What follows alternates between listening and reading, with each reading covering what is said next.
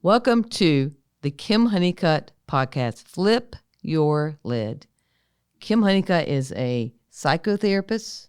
She's also the author of the book, But Your Mother Loves You. Kim also is the executive director of ICU Talks, which is a mental health speaking ministry, and she's a member of Mosaic Church and a lover of Jesus. This podcast is designed so that you can learn how to flip your lid and then reconnect to who you really are. Y'all are about in for a treat. Today, for the first podcast I'm doing with Kim Honeycutt's podcast, Flip Your Lid, I had the privilege of sitting down with Sanchez Fair. Sanchez is about to be Dr. Sanchez Fair, and his life has just been amazing. He's faced a great deal of struggles. He has faced racism. He has faced coming from a broken home, and he hasn't let anything break him. Y'all, he's good. He's really good, and you're about to be truly blessed by what you're about to hear. So, everybody, this is the Kim Honeycutt podcast called Flip Your Lid, and so I'm so excited to be here with Sanchez that I didn't even think about y'all, or that I should probably introduce myself. So, let me do that at this point. I'm a psychotherapist in the Charlotte area, also the executive director of ICU Talks, and the author of the book, But Your Mother Loves You. And part of the title was that is because my mother abused me, and people love to keep telling me that she loved me. And so that's how I learned that abuse was love. Life gets a little tricky, Sanchez, when it really does. When that's your message, right? Yeah. It kind of happens that way. So I have an amazing guest here. Honored to have him in our surroundings and a part of this brand new podcast. And so this is PhD student. Yes. Sanchez Fair. Yes. So glad to be here. Thank you for having me. Again, I think there's just a kindred spirit in the work that we're doing and what we're trying to achieve. Yeah. So it's really fun. There's so much you're doing. I read a little bit about you. So I saw you speak at Mosaic. Okay. Yeah. And then that day I went to the It Ends Now, the protest. Yeah. I'm so excited to be there. Yeah. And I was like, hey, Naeem, we're Sanchez. She's like, yeah, let me introduce you. I was so excited to meet you because I wanted to say, hey, like, I'm a trauma-informed therapist and I'm a polyvagal-informed therapist. I wanted to talk to you. And here comes a white man. Not only white, he's wearing Clemson paraphernalia. Yeah. I'm a Gamecock, Sanchez. I need you to hear me. I need you to hear me. Okay. I know who it was. All right.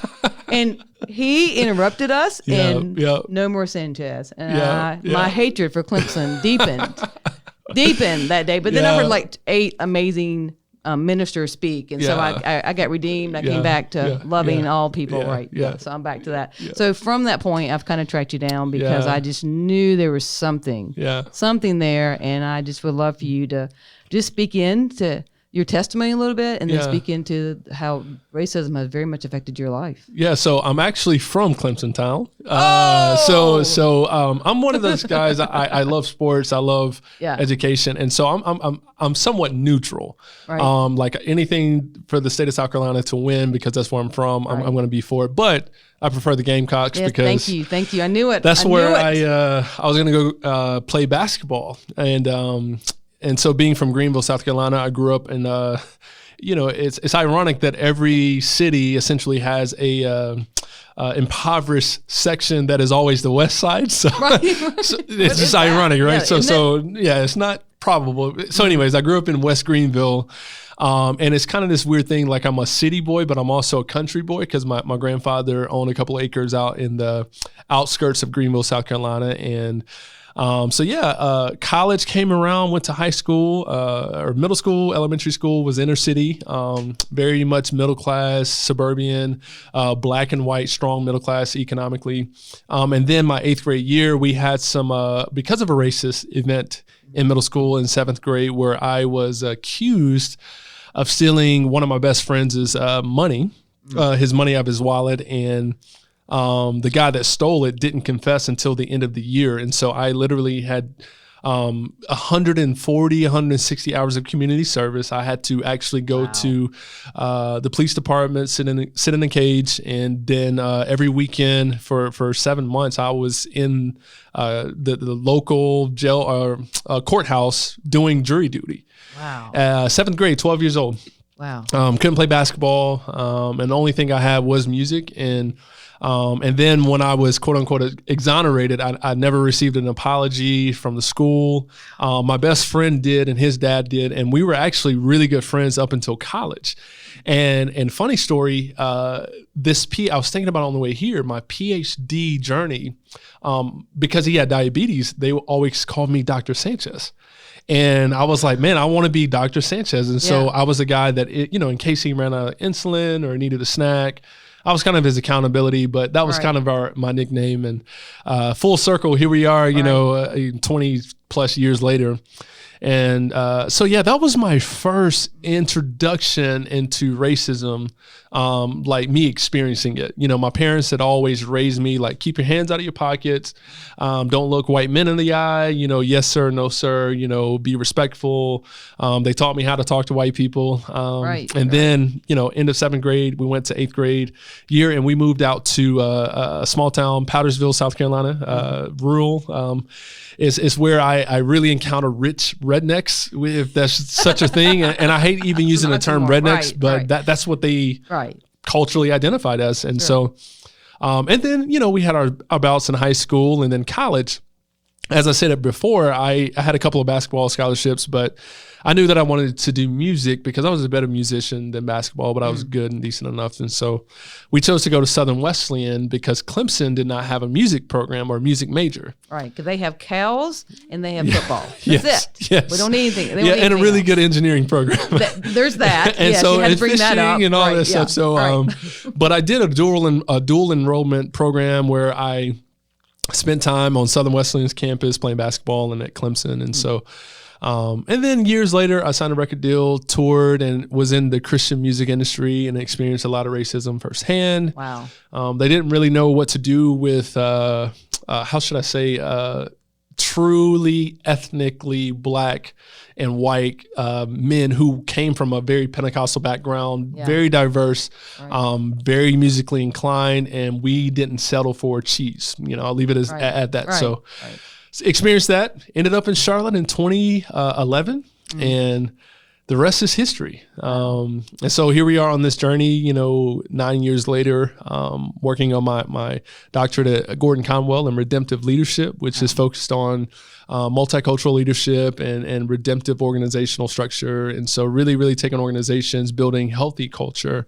And my focus, my dissertation focus is centered around how intergenerational trauma has affected and impacted all of us. So in other words, what I'm trying to do is disguise the fact that we need to go back to history to learn, because people don't want to.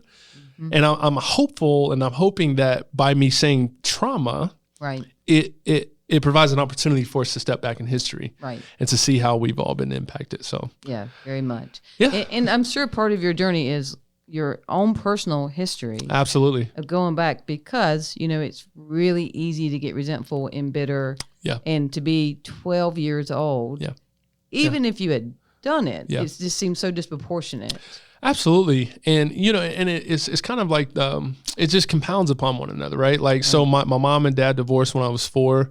My dad was, alcoholic and druggy, and he's doing well now. And so there was always that tension and that fight, that give, that which parent should I follow? Which one should I believe? I want to be like my dad. He was a musician. He was financially doing okay, but and you talk about abuse, right? Like, he wasn't necessarily physically abusive, to me or my sisters, but to my mom experienced some of that and the emotional and verbal abuse, which, we more so experienced the emotional abuse, which I feel like is honestly, this is just my experience. Yes. I feel like it can be worse than physical. Yes. The same reason why I would say that Black people probably today would have either the same level of oppression as slaves, if not more, because it's like, oh, I'm told I have freedom, but I really don't have freedom. Right. That's right. You know what I'm saying? Come on, keep on with with that. Yeah, at least like I know what the parameters and the things are, right? So, so with my dad, there was a lot of trust given and abuse emotionally, where hey, I get my hopes up and then he doesn't show up, and so again, I've learned through trauma. Yeah. What can I expect when his father didn't know how to be a father? Right. What can I expect when his father was a slave and shipped from plantation to plantation? And so it's not justifying the behaviors necessarily, but it's empathizing and understanding, like, if I don't model to my two boys, my 3-year-old and my 1-year-old, what it means to be a present father, what it means to emotionally nourish them, right, what's going to happen? Yeah. They're going to conform to the behaviors that they're used to, and that's what they're going to do because that's all they know. So, right. So this trauma thing has really been liberating and honestly healing for me as one who's, for the last 9 years, worked in a majority white spaces, right. which is traumatic in and of itself, you know? Right. So, yeah. Right, absolutely. So even that, like, going and like you just kept going. Like it had been so easy when you're being victimized to be a victim. Yeah. And it's not what you did, right? No, you kept no. pouring into something. You kept going forward. But then to go into the Christian world and be doing the exact thing that you want. Yeah. Yeah. Like that's because you said it very like flippantly, like, oh, I got a record deal. Like that's kind of a big deal, but I'm assuming you said it that way because there was so much disappointment that came with that. Absolutely. You know, I went into it naive, right? Like I thought, like, as a Christian, like, we all thought the same. We all function the same. We all love Jesus. We love each other. Humanity's viewed equally. And like, we truly believe in the Imago Dei, that man and woman are created in the image. Right. And the part that everybody forgets, the likeness of God. And that wasn't the case. And it was very implicit. Right. But, you know, over the last, you know, really since 2009, I've been dealing with this. And so I'm really in the fight for the long haul to really, really reform that ideology. And that's why I'm in this work of trauma, because of the trauma that we are not only impacted by, but people like me who are considered the exceptions, right? Like y'all hear my story. Well, yeah, any black man can get out. No, that's not true. That's right. I was in the right place at the right time, connected to the right white people.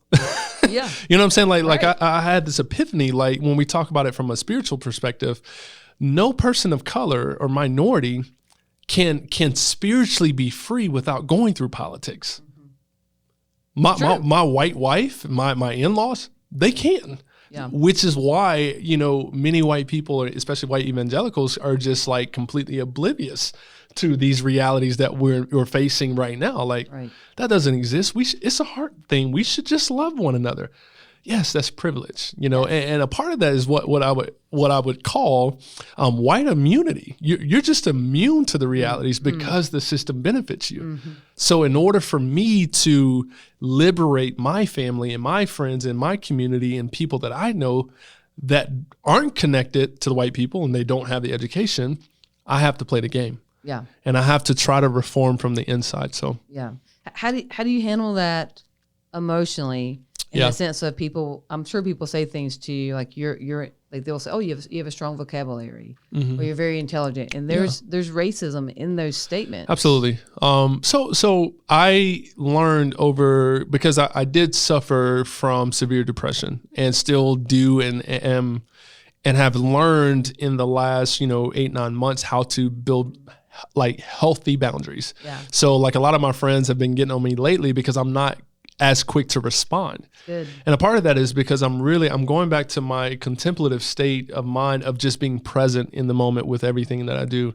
And so those boundaries have helped me put up guardrails and to protect my emotional health. Also, I have like really, really come to grips with that. Like, God's not calling me to, teach intro to racism or anti-racism. Like I'm not called to teach the 101 class anymore. Right.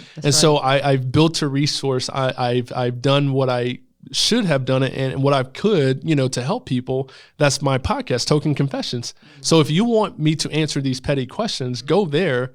And I have the privilege of picking and choosing who I want to level down with and help teach. And so I think those boundaries have been really good. I think also like my mental boundaries, knowing how to, we were talking about identifying the different levels of people. Right. So for me, whether it's like through the Enneagram, trying to assess what number they are, or trying to say, okay, what number are they on the racial identity? Are they aware? And so taking all of these things that I've learned and these concepts that I've learned and being able to not in a negative way, categorize people, but be able to generally say, okay, they are here. This is how you should respond. Absolutely. And it helps me protect my emotional health, which has been super helpful. Yeah, absolutely. Yeah. And then spiritual community, you know. Oh, sure. Yeah, but the ability to really let someone be where they are. Yeah. Because part of the pain of being a minority is people don't want you to be where you are. Absolutely. And then people robbing you from being who you are. Exactly. You know, or you know, like for their comfort. Yeah. We get to play. We don't have to follow the rules that we set, but you have to follow our rules, right? So again, you know, there are ways to navigate that. And for me, I just don't entertain it. You know, I'm pretty unapologetic, and I think that's because I know like my relationship with the Lord, and like I'm not one who seeks to prove a point. Yeah. I really am trying to be sensitive to my surroundings and the people that I'm called to liberate and be a voice for. Yeah. You know what I'm saying? Like, you know, that when I was listening to Jonathan Martin, and he was talking about the civil rights movement and these figures that we marvel over, John Lewis and Martin Luther King and, you know, John Perkins and the list goes on. Like, they were voices in the system and outside for people like my grandparents who couldn't speak for themselves. That's right. And think about what it came with, you know, 29 arrests for Dr. King, you know, and why. And he kind of got murdered. Absolutely. He was murdered. Yeah. And the thing is, like, especially when you're talking about, and he was only murdered. Well, I ain't gonna say that only murdered, but he was murdered and arrested because of what? Integration and trying to live out the kingdom of God on earth versus Malcolm X was never arrested because he wasn't a threat to integration. Ooh, that's strong. He wanted segregation. Right. You give me, the only time he was arrested was before he became a Muslim, right? So again, when you're a threat to the empire and when you're a threat to the Americanism and the ideologies that we have convinced ourselves of in the history, a person like me is very dangerous, you know, because this articulation that you marvel over and love is the same thing that's like the thorn in your side. Right. You know, I went to your schools. I went to your colleges. Right. I went to your seminaries. Yeah. Now add my experiences, add my outside readings to that. So what makes, you know, that makes me more holistic. So, which is why I'm a firm believer that, you know, minorities like myself, you know, men, women, and the list goes on, should be leading this conversation of racial justice and racial reconciliation. If I'm hiring y'all for a job, like I'm not going to pull you off the streets and say, hey, you're a white man. Like, you get the job. No, it's qualifications. Right. Sure. Absolutely. But the forms say anything you fill out, ask me my race. Absolutely. So intentionally. It's obviously there's a reason why I'm being asked. Yeah. Intentionally. Right? And then it's also to erase kids like mine, biracial kids. Yeah. What are they going to put? Right. Right. White and black? No, you have to choose. Right. That's right. Well, and for me, there's lots of I put other because I am half Hispanic. Yeah. And my dad is redneck. It doesn't say on any form I've ever filled out half redneck, half Hispanic. Nope, right? Not at all. Not at all. Not at all. So, but because of that, I've been in an amazing position of hearing things and being able to learn how people think. Yeah. And, you know, obviously I'm more than pass. Yeah. Right? Yeah. But my heart is not of somebody of privilege, but I have privilege. Yeah. And I have privilege. Right. And, you know, like, and we say, like, there's nothing wrong with it. It's what you do with it. Amen. Say that again. There's nothing wrong with having privilege. Right. It's what you do with it. And like I said, for me, I am intentionally using my privilege almost in an exhaustive way to make sure that I liberate and fight for opportunities. Before this podcast, I was at a gym training high school boys in basketball and teaching them the importance of excellence on the court, excellence academically, and excellence personally. You know, and so like it is this thing. I own a business right down the road on the line, the light rail line of West Charlotte and this side of Remount and the other side, right?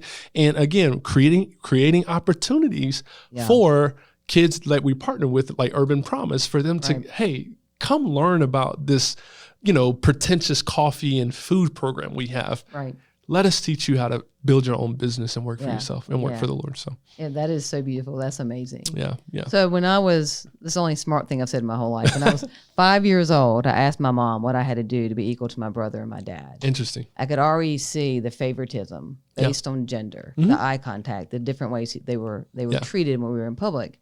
And so I honestly have almost been silenced over the years because it's so hard for me to find even women who think the way I do about our gender and the need for equality. Yeah. Right. And I've been told forever that when they say all men are created equal or mankind or whatever, that includes me. And I've said it's never included me. So I was thinking this morning when I was running, and I'll tell you I was running and I was thinking all this smart stuff. And then, well, I'll tell you that sin I did in a minute. But I was thinking about this while I was running. I was thinking, I've always been told that has to include me. But then when we started saying Black Lives Matter, people said, no, that doesn't include me. All lives matter. I'm like, how is it okay? Because it's convenient then when I say, no, I'm not a man. You can't say all men are created equal. That doesn't include me. If you say women, men's in there. Yeah. Why don't we just say that? Yeah. All right. So it was just interesting to me. And I just was thinking, like, where's the inability to leave the comfort, your habitual survival response in order to think and step out differently? And part of why I was thinking that when I was running is, now we have to get everybody's way when we're running to be considerate. And so, being considerate and waving and thinking about, and I've talked about this on the podcast before, about how Black people have always had to move for somebody and how that breaks my heart. Yeah. And how I'm aggravated when I run that I have to move because I'm old and I'm tired and I don't want to move out of somebody's way. And then these teenagers didn't move out of my way, and the look I gave them, I went, how did I go to thinking about God is good to wanting to beat up a 13-year-old right, for not moving for me, right? So it's like I get to experience both of it, but I think the thing is I got to pay attention to that.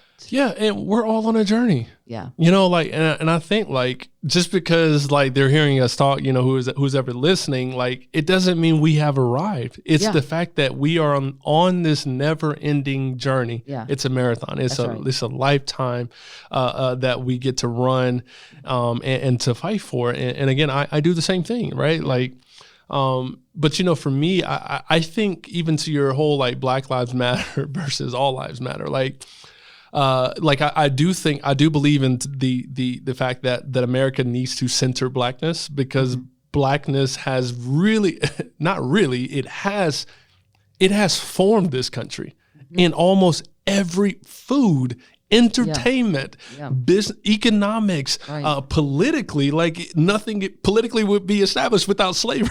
Right. Like in almost in every the fabric of this country. But I love the idea of Black also representing all of us. The marginalized, like James Cone's liberation theology, which many conservative white evangelicals miss the mark, when he says that the gospel is Black. He's not talking about a literal color. He's saying put yourself in that. That's right.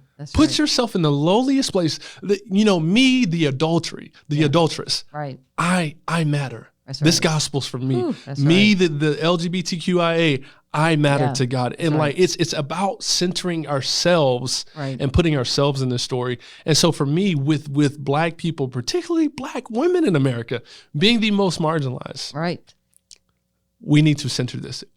Even though Black women are the most educated in the country. Right. And that's the threat with the Black Lives Matter movement, right? It's 3 educated Black women that are gay. It doesn't get more marginalized than that. Right. That's exactly right. It's exactly right. So, but if we value the Imago Dei, and we just start there. I don't have to agree with everything. Right. But I can start there and love them and support it.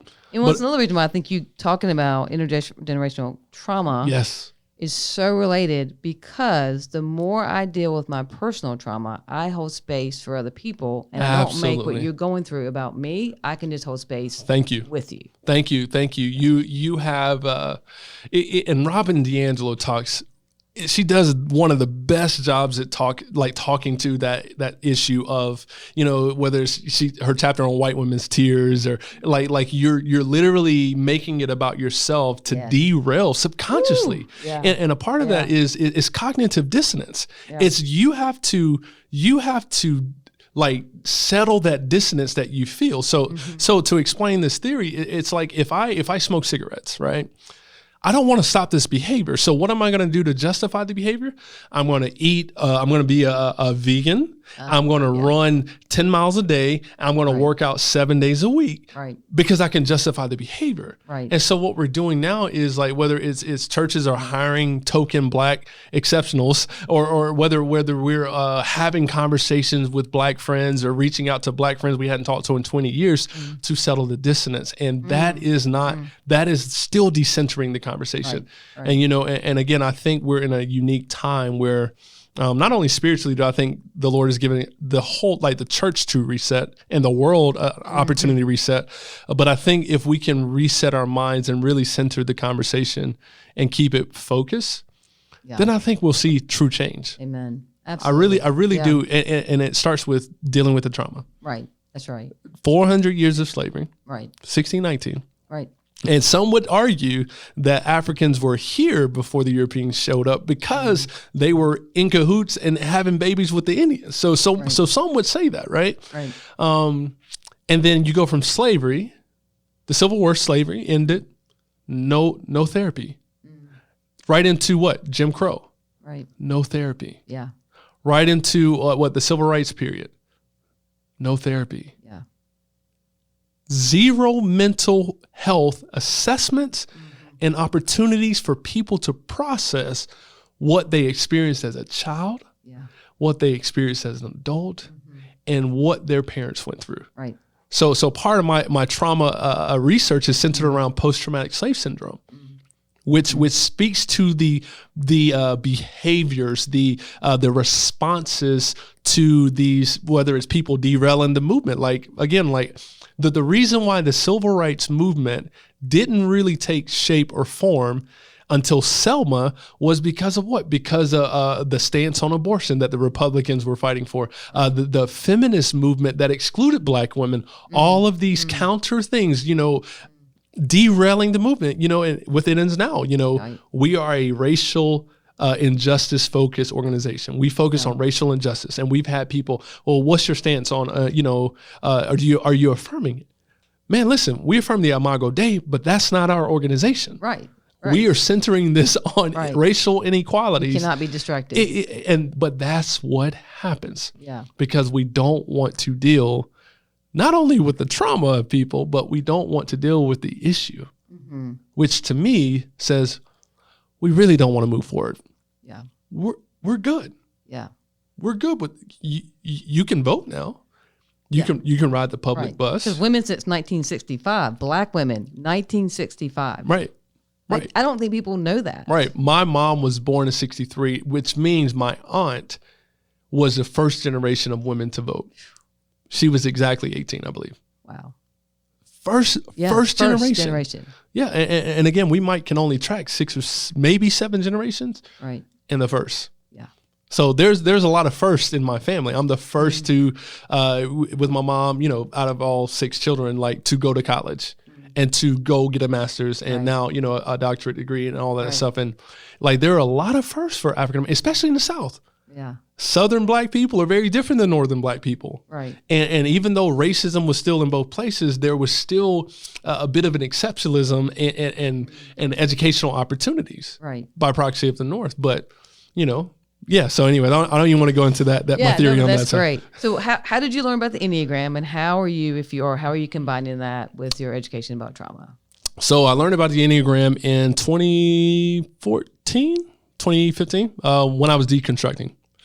I was deconstructing evangelicalism. I was deconstructing my faith in a healthy way. Like, I never lost sight of God, but I was like, man, like, Lord, I just want you. Yeah. I want to decolonize everything that I've learned. Like, because everything we learn is colonized, right? Like, and I want to decenter that. I want to decenter whiteness and white supremacy.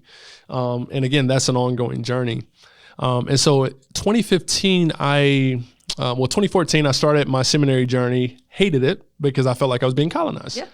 Yeah. Quit, and then I went to one of my friends. He ran a worship school in Atlanta, and that's really when I got into the, you know, Thomas Merton, the Richard Rohr, the Enneagram. Yeah, I got you. Yeah. And that was very liberating.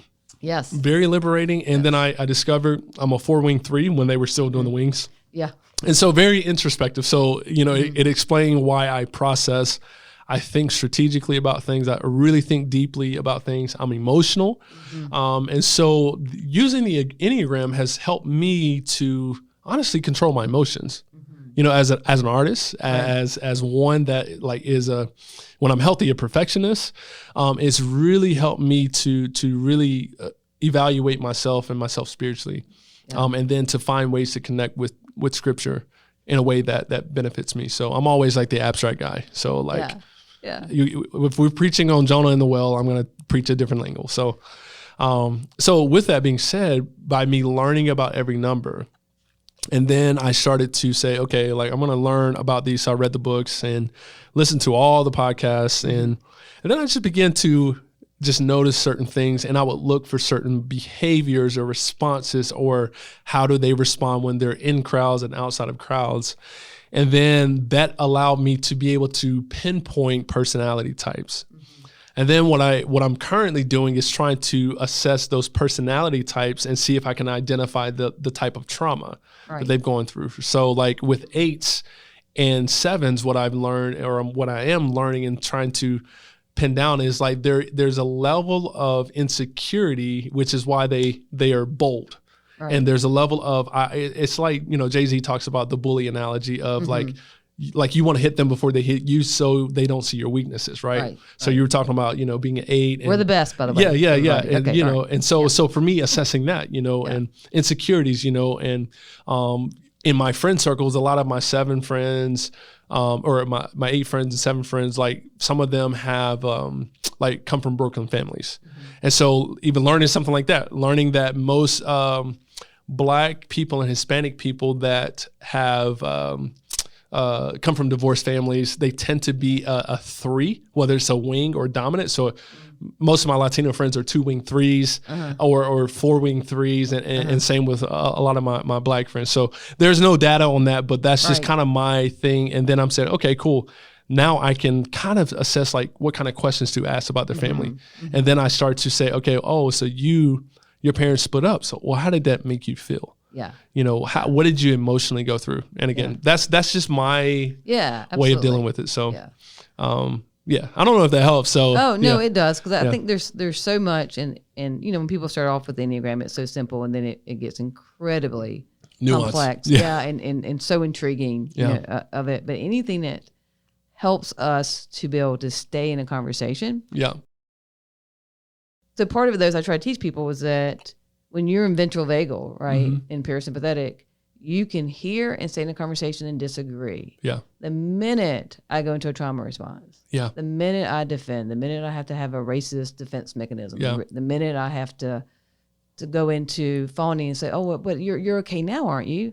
Like, I'm no longer in a conversation. And we're not going to connect. And God's called us to connection. And so the enemy wants everything disconnected. He wants us all distracted, right? And so that helps so much of understanding how to be in the difficult conversation and knowing when I need to exit it, because my true self has already left. There's a difference between debating, discussing, and actually dialoguing.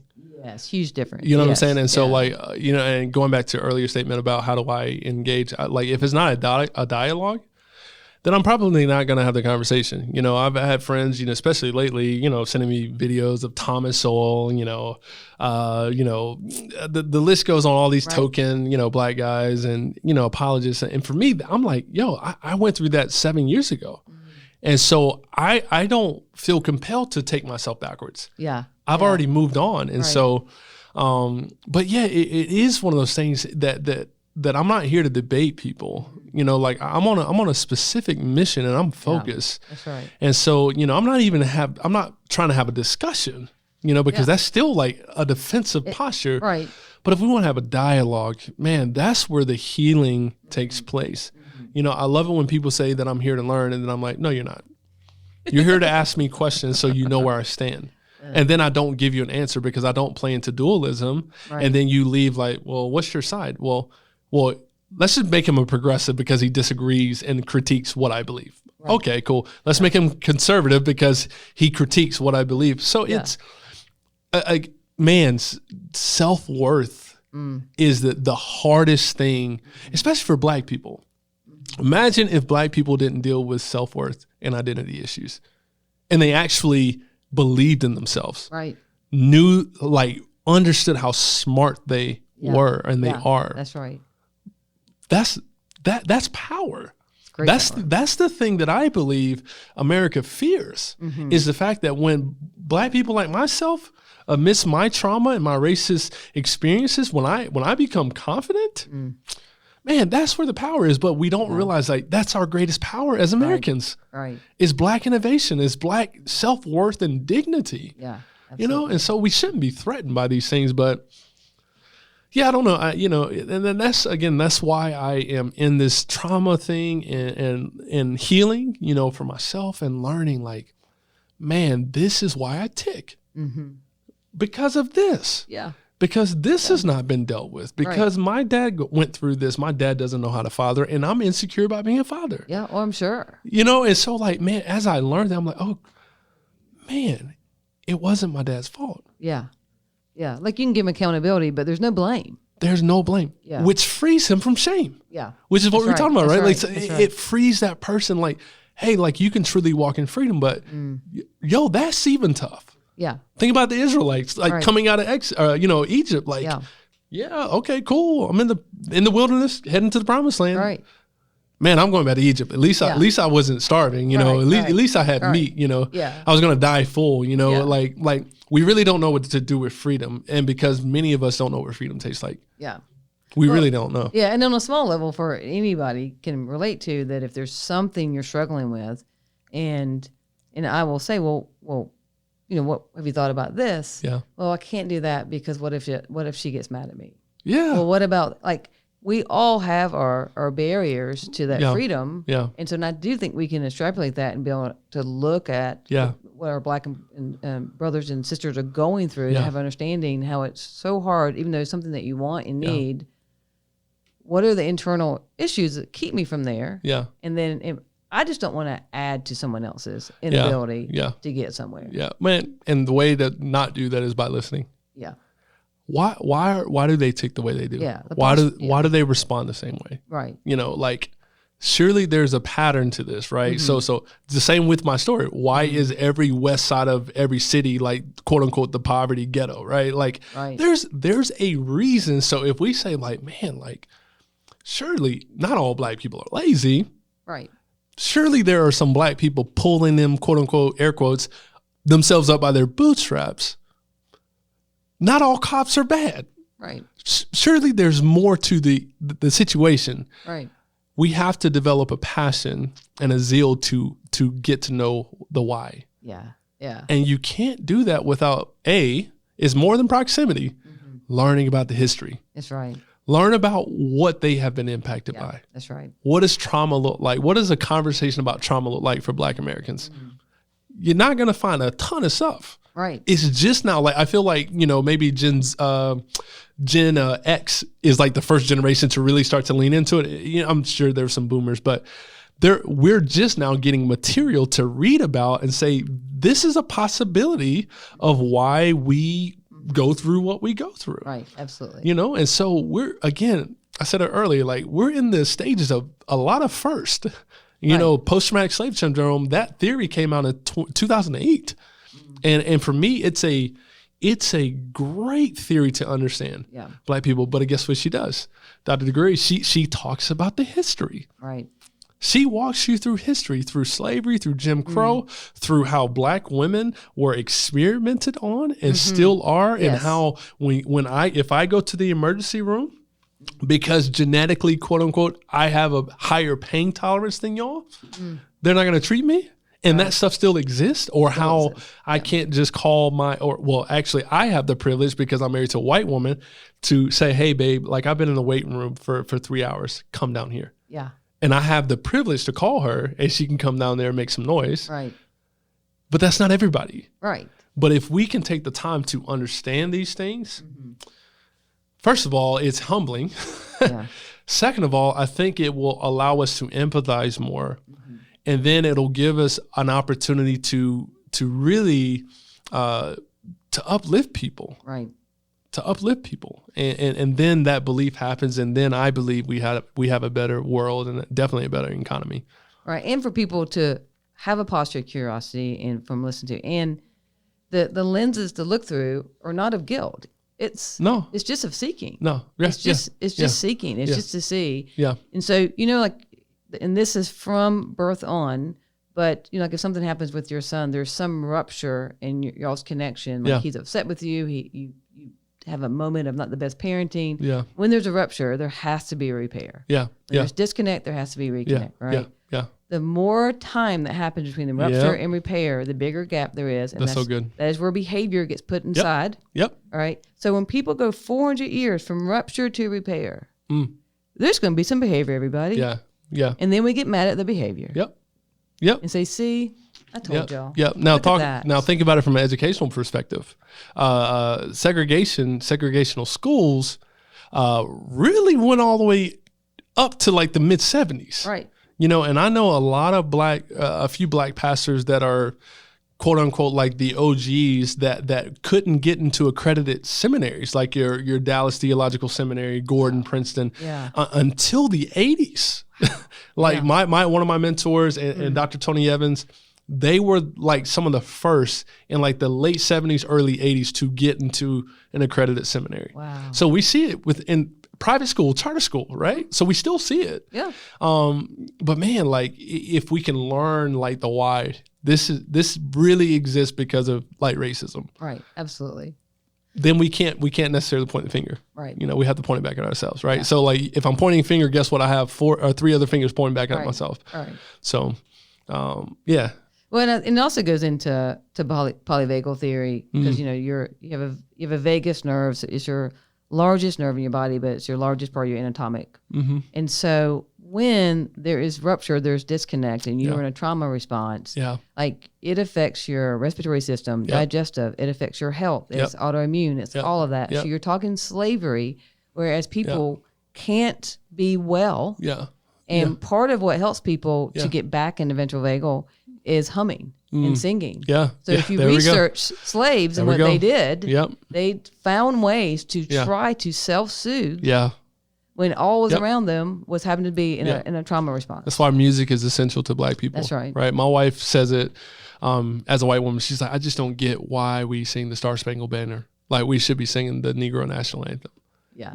And I want you to right now go look up all of the lyrics for the national anthem versus the Negro national anthem. Look at the differences. Okay. And I'm not gonna tell you. I would love to see that. Literally go look up the difference and tell me which one, based on what we have romanticized that our country's about, which anthem stands the best. And what you see is amidst the suffering, these black people have learned to still find hope and joy and perseverance over their circumstances. And so you're talking about like, even like dealing with like the coping is a thing. Mm-hmm. You know what I'm saying? Like that's a part of our makeup. And so when black people go from literally living off the land to, okay, now you're just going to work for the land. And then, now what do we see? Like they hardly eat from the land that they harvest. Right. And so like now you get into processed food. Well, why do they eat? Their diets are bad. Well, what do you think? Yeah. Whole Foods, $5 for a stem of grapes. Right. You know what I'm saying? Versus, here's some stuff, so it's, So anyways. Yeah. There's so many angles of the trauma. And again, every person that I talk to who have lived a life of oppression and can share it so well. Yeah. Like I haven't talked to anyone who has said, I'm sitting here waiting for someone to make it better for me. No. I've never heard that. And yet when I talk to white people, they're like, why are they acting like victims? Yeah. And that's where I leave ventral vagal. I go into 13-year-old from Fort Mill, South Carolina. I'm about to go on, right? Yeah, yeah. Like I have a hard time when it gets to that level. Yeah. But I understand that they, based on their life, they've never had to expand beyond where they are. Yeah, well, they don't see how they are affected by trauma. That's right. You know what I'm saying? And like that's the thing. That's one of my driving points is like white people have to understand like this impacted them. Imagine, let's hypothetically, y'all are married and on a plantation, right? So my mom's raising the kids and, I grew up with y'all's as kids and that sort of thing. And then, we become teenagers and then I'm automatically gone. But I've developed a friendship with your kid. What do you think happens? That kid becomes numb. Right. And says, well, I can't trust them. They're going to leave me. So now the kid is impacted by something he doesn't he can't conceptualize until he's older, and then it's passed down to him, and then his father teaches him how to perpetrate the same thing. Right. And so now you're talking about generations of a lack of empathy. Mm-hmm. And you know that kid is feeling that dissonance, like something's not right. Mm-hmm. Why are they doing that to them? Mm-hmm. Every kid, my 3-year-old does that. Right. You know, and so like if we can see how we've been impacted by this, even in our responses of, well, why are they playing the victim? I don't know, because I can't buy a house in Myers Park. Like I'm a victim, because redlining is a real thing, right? Or I own a business, and it wasn't until I brought in my white business partner that I can get a loan, even though my white friends in the city got loans and I have better income and credit. Right. These things are real. I'm not. Yes, and they're real today. They're real. Today. Yeah, this isn't history. You're not talking about your grandfather. No. I'm 31 years old. This is 2017. Right. You know, and so if we don't learn, and understand, and for me, with a lot of my white friends, just understand and learn about why you respond the way you do. Just start there. Yeah, that's perfect, isn't it? Just start. Why do I respond? Why do I feel like they're not working hard enough? And what am I trying not to feel or experience? Yeah. If I didn't have this defense mechanism, if I didn't say what everybody else is saying, what would I actually experience? Yeah. Well, my white friends tell me that, well, Sanchez, if you're not so vocal about racial justice, like, you know, you could be, you know, the pastor of a huge mega church. You could do this. Oh, so I have to not speak. I have to compromise the gospel, sacrifice the integrity of the kingdom of God. That's right. To make white people comfortable. Yeah. Can you point me to the passage of scripture that says that? Yeah. Tell me about that. Right. You know, and so, and again, I'm not. If I sound harsh about white people, it's because I'm called to them. I'm married to one. I love them, and I see the potential, because this conversation is liberating. Yeah, this is not exhausting, because we're linking arms and we're doing the work together. And honestly, man, like that's all I think. You know, I'll speak for myself. That's all I really want. I just want you're in the struggle with me, and you're doing what you can with your privileges to create better opportunities for people. Right.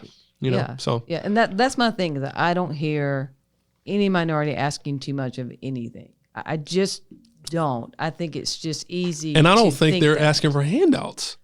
Never. They're like the whole welfare thing. Like, man, like, come on, bro. Like, just do research. Like, white people are more on welfare than black people. And, Or it's also synthetic. Like, if you do lineage, if you trace where this comes from, how it happens, right? Yes, if you want to talk about the origins of welfare, and if you want to talk about the origins of reparations, well, white people got reparations at the end of slavery. Like they got $300 a slave. Right. That's the equivalent of $8,000 right now. Wow. $8,000 per slave after slavery ended as a form of reparations. Yeah. That's not taught in school. No. Or even an in-depth conversation about Jim Crow laws and that. Well, they weren't really free. Yeah, I literally heard somebody said they were having a conversation with a white person, and then finally the man said, "Well, man, we gave you your bathrooms." Like that was legitimately said. Right. And you know, and it's like, man, okay. Yeah. You know. Well, and that just goes into I just look into things, especially what's happened in the pandemic. For me, it's been just a vacuum of understanding and empathy with racism for me. Yeah. Because I know this white man who went to Publix and he got in the wrong part of the line. Someone corrected him. Yep. And he said he's never going to go back. But his opinion of black people being upset today, right? Like it's like that was his opportunity for me, God giving him an opportunity, what it feels like to be treated differently publicly. Yep. To mourn with those that are mourning. Yeah, that's the moment of grace. That's your moment for empathy, not to say I'm never going to Publix again. Yeah.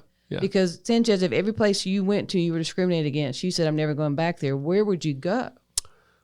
I would live in my house and Amazon Prime everything. Yeah, which is not a bad idea. I love Amazon. Yeah, but you're exactly right. You're exactly. Yeah. But that goes back to the fact that I say like no minority cannot not go through the system to do anything. Yeah. You know what I'm saying? Like I have white friends that live in the South Charlotte where I live that will go weeks and months without seeing a person of color. Like that's a reality. Right. Work, church, you name it. Right. I cannot do that. Right. And how can you convince me that I am free if I don't have the same freedom that you have? How can you convince me of equality? Right.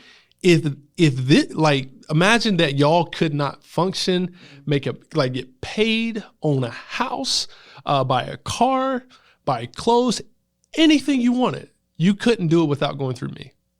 Well, I kind of like you, but to make your point, absolutely, you're a really good guy. Yeah. But no, there's no way that, Yeah. like, just as a woman, and a woman who gets treated a certain way based on how I look in society, right? Yeah. That just that I feel the impression from that. Now, has it ever stopped me from my level of education? Has it ever stopped me from anything? Yeah. No. And so one example I use with people is that I have a tendency when I walk in and out of places that, because I guess I have metal in me. I don't know, but things buzz when I walk into places. Yeah. So I walked in Academy Sports, and I was returning something, and it buzzed, but it was me with metal buzzing, and everyone looked at me, and I looked at the staff guy who looked 12. Everybody looks 12 to me now, Sanchez. And I said, I have a steel plate in my head. He went, okay. Yeah. Everybody went back to what they were doing. I'm like, first of all, do I look that special that's the answer? Yeah, that's not the answer for my mom. She has metal rod in her back. Right. So, but I will tell you, if I were black and said that, if I walked in Academy and I buzzed, I can tell you 3 or 4 people would have accosted me. Yeah. And I know that. Yeah. Now, I'm going to enjoy the fact that I can look and just say, hey, I have a steel plate in my head. But I know that black people can't get away with the things I say. My mom has to carry around a card and a doctor's note to show, like, hey, I really do. Really do. Here's my handicap sticker. Here's my note. Here's my thing from my doctor. Right. And again, that's the sad part, right? Like you know, so when but again, that's why black people live like in the fear. Right. You know, when it comes to whether it's injustices, police brutality, racial, job discrimination and all these things, it's because these things exist. Yes. I can't it's sad that I have to teach my 2 boys, mind you, they're extremely cute, 3 and 1. Mm-hmm. I have to teach them how to live in 3 realities: the kingdom, the kingdom of God reality. That's right. A reality here on earth that fully affirms their biracialness, and then a reality outside of that says that they're black. Three realities. Wow. Because my boys, regardless of their education, how articulate they may be someday, doesn't make them the exception to anything. That's right. And the only reason they will get ahead is because of the privileges they have vicariously through friends and family. That's right. You got it. It's just truth. It's just truth. So wow, that's so powerful. So what do you see yourself doing? Because you picked the hardest school around here to go to. You Gordon Conwell. Like, whatever that's about. Why you did that. But so what do you plan on doing with your PhD? What do you see happening next? So my hope long term is to continue to pastor. I love preaching. That is a liberating thing for me. And discipling the next generation and discipling leaders, and because leadership is something I'm passionate about. But honestly, consulting on these kinds of things and really helping people to understanding like the importance of trauma by way of history and why it, like, how if we don't understand intergenerational trauma, like then we're never going to get racial reconciliation. Right. So my proposal is like, hey, maybe if we approach this from a traumatic perspective and understand our trauma and how we've been impacted, maybe this will speak to why racial reconciliation hasn't happened. And if we can appreciate each other's trauma, maybe that'll be a way forward. Right. Maybe we will learn how to truly empathize with our brothers and sisters so that we can progress forward. So consulting will be that's my next goal for next year, is to be certified through an organization and all that stuff. So I can consult on businesses to create opportunities. And that is amazing. Yeah. Yeah. So is there a way that we can support you, what you're doing now? I know you're doing so much with music. I know you're doing so much with youth in this area? Is there anything that our listeners or that I can do to support you in that? So, I mean, just supporting our podcast, Token Confessions. Yeah. We have a Patreon page, and we have people that give from $5 to whatever. So, that's the biggest thing, because again, the hope with that is at some point, like, we build it into this network of podcasts and education, because it's really about education, theology, and history. Right. And we use it as an opportunity to raise up the next generation and that sort of thing. So anything there is phenomenal. Personally, if you want to support me, then, we'll put my email and I can show you how you can support my research and that sort of thing. So that is awesome. So thanks for having me. Yeah. This is thank great. you for being a part of this. My very first on my own podcast. I appreciate that. I hope some of you listen to this are upset. I hope that somehow you've had to do a little internal search and see what's going on. You don't have to agree with everything, but if there's something that just got you, maybe that's something to take to the cross. Maybe that's something to just pray about and scream about and just think about. Yeah. Like if nothing changes, right? We're not here to stay in the same place of where we started. So do something today so you can flip your lid. Yeah. Right. And then get reconnected to who God says you are. And know that that's exactly what Christ did. Yes. Like the Sermon on the Mount, right? Like it's antithetical to the system of Rome. You know what I'm saying? And like, it's not about like following these rules and saying, oh, the only way I'm going to follow Jesus or be like Jesus is by being persecuted. No, it's actually saying like, hey, this is what it's like, but it's freeing. Yes. Going back to that freedom idea. Yeah. And again, if you've been pricked by this, like, again, like you just said, like, just really search within and before you get defensive, go do some research. Yeah, that's right. Do some research. And maybe research from non-white people. Right. Well, and just go to Netflix. You're already there. You're in a pandemic. Yeah. Go watch 13th. Go watch. Oh, yeah. There's When They See Us, 13th, The New Jim Crow, Malcolm X, Selma, James Baldwin's. Right. There's so much. And for free right now. Yeah, it's free. Was it Just Mercy that they put on for Just a while? Mercy, yes. Brilliant. Yeah. Just brilliant. All of it. Just go watch it. And go to your Bible. Turn to Galatians 5:1. It says we've been set free for freedom. It means you've been set free. It doesn't mean you are free. That we get entangled with shame, blame, and rejection. And if you want to get free from that, there's only one way, and that's through Christ. But it doesn't have to be just through your Bible, right? Yeah. Talk to people, figure this out, do whatever you have to do so you can truly be free. Yeah, controversial statement. If the gospel was enough, it would have already worked.